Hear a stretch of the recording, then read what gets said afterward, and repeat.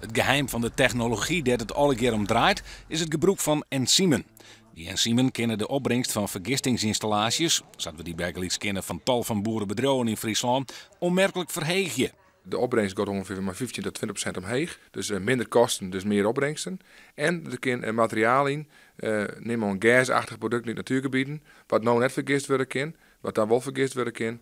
Het grootste probleem in de biogasinstallaties is het taststroom van goede koopproducten lost voor een deel op. Friesland Bob Oranjewoud neemt een belang van ongeveer 30% in Green Move. De verwachting is dat de omzet, nou 1 miljoen euro, de komende jaren alle jaren verdubbelen worden kan, vooral door verkeer in het buitenland. Er zijn zo'n 1000 installaties in Duitsland, waarvan ongeveer een 10% interessant is voor u. En in Nederland zijn er een paar honderd installaties, waar wij verwachten dat ongeveer 20-30% interessant zijn voor u. Dus de luidt een merk.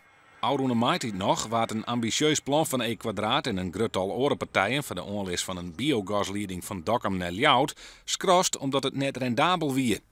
Mij toch de ontjouwings in de biogassector kan dat plan mogelijk toch weer uit de kost hellen worden. Nou, al deze ontwikkelingen met elkaar, daardoor lijkt het best wel kansrijk dat het project heroverwogen wordt. En daarvoor hopen we de komende maanden meer duidelijkheid door die aan te kennen.